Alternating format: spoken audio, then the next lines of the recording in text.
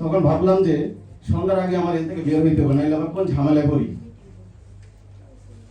তো বেশিরভাগই নারীরা সব জায়গায় এই সাইবার বুলিং এবং বিভিন্ন রাজনৈতিক ধারায় বেশিরভাগই শিকার, এটা আমি বিশ্বাস করি। কারণ প্রত্যেক জায়গায় যারা এই কাজগুলো করে, নারীদেরকে যে ফোন দিয়ে ডিস্টার্ব করে এবং তাদেরকে যে পর্ণ ছবি পাঠায় এবং তাদেরকে যে কল দিয়ে ডিস্টার্ব করে এবং খারাপ ছবি পাঠায়, মেসেজ দেয়, টেক্সট করে, এগুলো কিন্তু পুলিশ প্রশাসন থানায় অভিযোগ যায়। কিন্তু অভিযোগ গেলে প্রথম ফোন করে ওই যে যারা এলাকার দায়িত্বশীল থাকে তাদেরকে, যে যে যে দলেরই হোক না কেন। তখন দেখা যায় কি সবকিছুর উপর থেকে ফোন গেলে ওই মামলা আর কোনোদিন বিচার হয় না। আমি দৃঢ় এবং ব্যক্ত করতেছি আপনাদের সাথে যে ঢাকা ৬-এর আমি একজন মনোনীত প্রার্থী গণ অধিকার পরিষদের পক্ষ থেকে। ঢাকা ৬-এ আমি যদি আমাদেরকে যদি জনগণ ভোট দিয়ে নির্বাচিত করেন, ইনশাআল্লাহ কোন নারী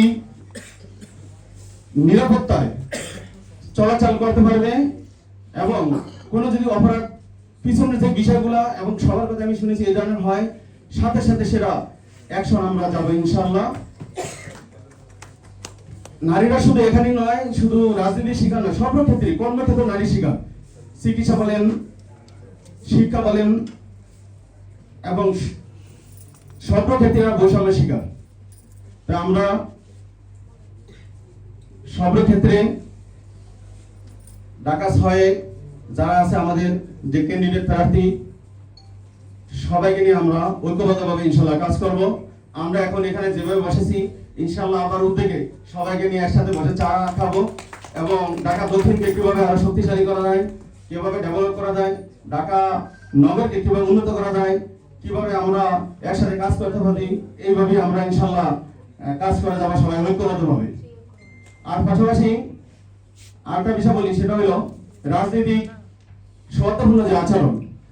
আমরা যে যে দলই করি না কেন, জনগণ যাকে ভোট দিয়ে নির্বাচিত করবে আমরা তাকে ফুল দিয়ে বরণ করে নিব, তাকে সহযোগিতা করব, পাশাপাশি তার সাথে যা পরামর্শ করবো, চা খাবো, এটি আমরা চাই। এটি আমাদের আন্দোলন সংগ্রাম। এখানে যারা মা বোন, আমার চাচা, বৃদ্ধ, সবাই আন্দোলন সংগ্রাম একমাত্র রাজপথে করেছিলেন এই একটা কারণে।